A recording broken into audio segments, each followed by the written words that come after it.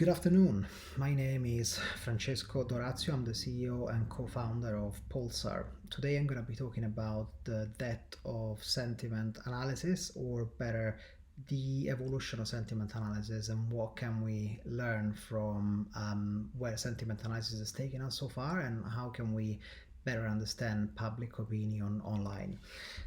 Pulsar, if you haven't heard of us before, is an audience intelligence company, which means that we combine conversational and behavioral data from the web with AI that is customized for specific sectors, industries, and brands to try and help organizations understand their audiences in real time and build better marketing strategies to talk to them. We're mainly based in London and Los Angeles, trapped into Zoom for the past few months, so hopefully we'll be out of the box in a few more months. Can't wait for that. So the signals that we use are mainly four types of signals. We use media signals, as in anything to do with news media, print and online, but also broadcast. We use anything coming from the social web, so from social networks to recommendation websites, review websites, video sharing websites, blogs, forums, of course, so a plethora of data sources from the web. We then use search data to understand the implicit behaviors that we can match to the explicit signals that we can get from social and from media. And then finally, web analytics to understand how the kind of like conversation has morphed into actual behaviors that have changed the way consumers interact with you.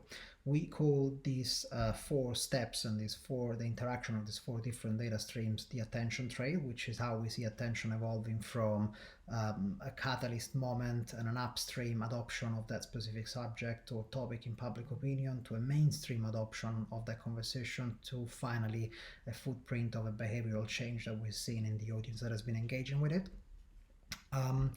We run audience intelligence programs for a number of global brands, ranging mainly from tech, media, and entertainment, but also FMCG and pharma as the kind of like biggest categories that we work with. So back on the focus on today. So we've been looking at using sentiment analysis for the last probably 15 years, and it's been quite a key ingredient in a lot of the things that our industry has been developing and investing on. But sentiment analysis is a really old technique, and it's a need that is deeply rooted into the management of leadership, the management of countries, the management of companies. So there's almost like we can almost trace it back to the Iliad and ancient Greece, where Agamemnon is trying to get a sense of where his people stand before attacking Troy. And obviously he doesn't have really a mean to measure opinion, so what he does is run a little behavioral experiment, which didn't really give him a really good read on the soldiers' opinions on the war. Basically, he tells his soldiers that he's changed his mind, and just before the siege is supposed to start, he tells them that they're going to go back to Athens. And so, with his great surprise, his soldiers, instead of trying to convince him of changing his mind again, they run for the ships. So he understands that there's something different that he needs to deploy to get that operation in motion. But the roots of sentiment analysis as we know it today are probably in the studies on public opinion at the beginning of 28th century. So the first academic studies measuring public opinions are during and after World War II, and their motivation is obviously highly political in nature. When mass media and propaganda become political forces to reckon with, gauging public opinion becomes quite crucial, and this is Cantrell that played kind of like a pivotal role in developing a number of techniques around studying public opinion. But brands have been practicing the science of gauging public opinion and ramped up the study of sentiment after the war, and there have been some kind of like infamous cases of brand reputation crisis, such as the introduction of the new Coke flavor in 1985. But really, it's only with the emergence of the web and then social media that we've seen an exponential increase in those challenges and reputational crises that change the way they impact brands. And we've seen a real step change, at least since the very first web driven PR crisis, which happened in 2004 with Kryptonite, the locks, where someone unveiled and published online a way of opening a lock through a biro pen, unfolding a number of events for the company that had a crazy effect on the share price of the company already back then. So what you can see from this like really simple kind of like visualization of new platforms being created and different brands enduring reputational crisis that explored on the web is that an increase in major crises is basically aligned with the increased number of new social platforms and the growth of the audiences on them. And 2004 is an interesting year because we can see from the number of papers that have been published on sentiment analysis that 2004 is really the beginning of when a lot of publishing of scientific activity on the subject has been exploding. So 99% of the papers that have been published after on sentiment analysis have been published after 2004. So the outbreak of computer-based sentiment analysis only really occurred with the availability of subjective text available on the web en masse. And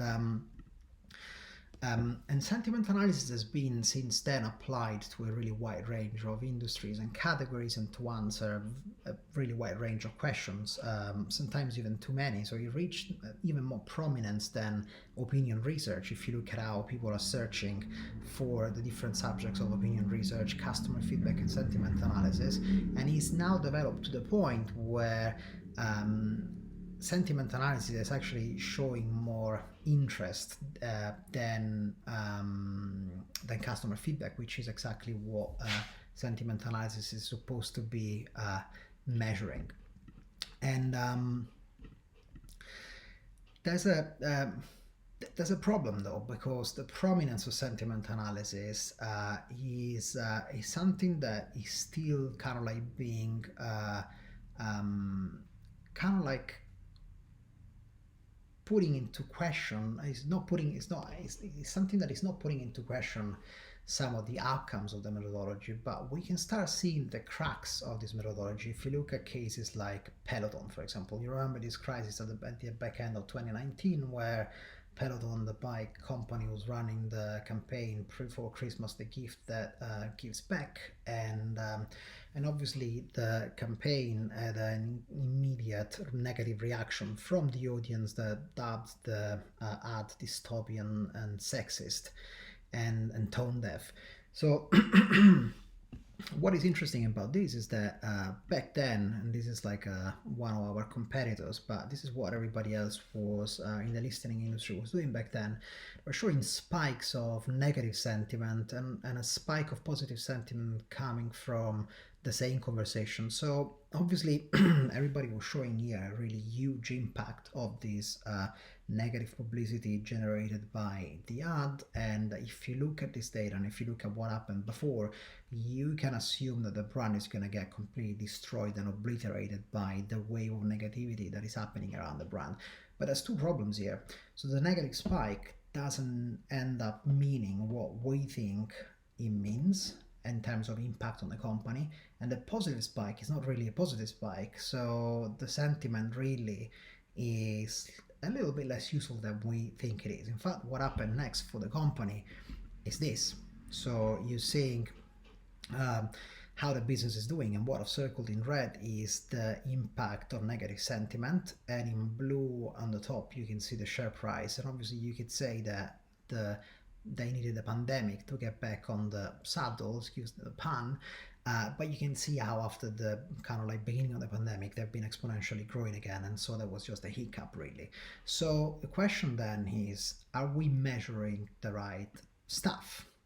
So the problem is, one of the problems is the sentiment is still getting it wrong, sometimes in really hilarious ways. So this is obviously sentiment analysis applied on a text that talks about getting testing positive for COVID, and you can see the amazing responses that the app is suggesting. But I don't think the issue is the science or the tech behind sentiment, which is quite advanced actually and has made incredible progress since the beginning of this specific sector of the industry and discipline. But I think the issue is that we're asking the wrong question. Sentiment is a very basic lens to understand your audience, and we can do better than that. So doing better than that for us means focusing on what we call vertical AI. So, vertical AI effectively is a machine learning designed to classify unstructured data according to frameworks that are specific to a use case, an industry, or a research objective. So, vertical AI is any model that uses machine learning to categorize data according to the specific questions of an industry, a brand, or a specific type of research objective. So if we look at these as unstructured data, effectively vertical AI is a set of lenses that you can apply to the data to add structure. And really, data is worthless without structure. And what machine learning models do is they help us structure this data to be able to answer questions in different ways. So on Pulsar, we created something like something we call the AI store, which is effectively a way for a user to decide which specific lenses they want to apply to the data depending on the use case or the industry or the specific question that they're trying to answer. And as you can see, there's like models that tackle text-based data, visual data, video data, but also models that apply to different industries and different use cases. So if you look at, for example, the case of public opinion, there's a range of models that we can use for understanding the data in a much more sophisticated way than just sentiment. So, for example, on the left, you would see models that are based on weighting the conversations and the behaviors that we see online, weighting them by engagements, by the intensity of the emotional response, by the impact that they have on the audience. And on the right hand side, you have models that are like structured around the brand view of the world. So how does this impact the brand? So these models will be categorizing the data from simple ways like NPS to understanding, for example, how is the brand purpose being perceived in this conversation about the brand, at what stage of the customer journey are these conversations dropping, and how is the reputation of the brand changing off the back of these conversations. So this is how we deploy these models. This is what we call the meaning funnel, which is effectively a process where there's 5 stages. Stage 1 is about collecting the data. Then there's a relevant stage where the algorithm that you have selected for the analysis decides what conversations are relevant for the analysis that you're trying to perform. Then there's stage 3 where the weighting algorithms are applied to the data so that we can understand what we're dealing with in terms of like the importance of the different contributions to the conversation. And there's a stage 4 when we finally categorize the data according to the dimensions that are interesting for the research question that you have. And then finally, there's a Bayesian smoothing stage at the end where we're trying to take into account the volume of opinion being expressed by a certain volume of people and making sure that smaller volumes of people, smaller segments of the audience don't over-index in terms of reshaping completely opinion that has been expressed in the past by larger amounts of people. So in practice, for example, if you look at the reputation AI that we use, so we work on we work with a number of brands that work with traditional quantitative trackers for reputation. In this case, companies, for example, that work with RepTrack, the company. And RepTrack obviously has a specific framework for measuring reputation that breaks down the opinions being expressed by the audience that they survey by dimensions of reputations and by supportive behaviors. So what we do is we use AI to structure the data from social media exactly alongside the same dimensions. And what you get is something like this, where effectively in this case I'm looking at a bunch of oil companies and I can immediately see in real time the opinions expressed about these 5 different brands on social media categorized across these key dimensions. And I can see how the technology, workplace, governance, citizenship dimensions, for example, how they evolve over time. I can look into the specific details of the revolution and what is driving it. I can see how reputation kind of like dips and kind of like soars in different countries, but I can also see how different stakeholder groups and audience personas affect that conversational reputation and how they do it in different countries, so that I can get a really good sense of not only how my reputation is evolving, but what are the drivers and what are the key audiences behind that reputation. And being able to do all of this in real time is simply incredible, because it gives us a lot of depth with a lot of speed. Another example of a better way of understanding your audience than sentiment is using this personality AI. So this is simply taking into account a very traditional model for brand personality, which are basically types based on dimensions that have been defined by Acker, and 12 universal archetypes by Jung. And all we do in this case, again, is categorize the conversation in social media according to those dimensions. And you, for example, can see how different airlines are portrayed by the audience based on how the audience talks about them. And in this case, you can see how Delta responded really well to the pandemic, and how they've actually benefited from the response to the pandemic. And you can see how almost all the dimensions of their brand personality have been improved during the pandemic. And you can see how other airlines haven't done the same job. We applied the same model, for example, to academic institutions, and you can see how the pandemic has proven more kind of like trickier for 2 of them, and has proven kind of like quite interesting for Harvard, where they've been able to increase the kind of like playback of excitement and competence that people are associating with the brand in terms of personality. So these are just 2 examples of more than 140 different models that can be applied to the data to structure it in a way that gives more value than just a 3-way positive, negative, and neutral sentiment lens on your audience. And the value of this approach can be summed up by a huge reduction in noise in the dataset, an increase of the accuracy of what we're categorizing, because the models that we use are designed specifically for an industry, a brand, or a use case. We can get a lot more granularity out of the data that we're analyzing. So the depth of the insights is incredible, especially when you start combining different models. You can obviously apply multiple models to the same data to get, for example, an understanding of how visibility and reputation are playing together, and how the different dimensions of reputation are having a bigger or lower impact on the perception of your brand. You can also go back in time and obviously ask questions that you didn't know you wanted to ask when you ran a quantitative study. So this element of like retrospective analysis is extremely valuable. And more than anything, and this is a question we get a lot, this is not about replacing quantitative trackers. This is about enhancing what a quantitative tracker does, because we are simply aligning the listening activity to internal brand frameworks that are already tried and tested and measured in very accurate ways and at scale with traditional quantitative research.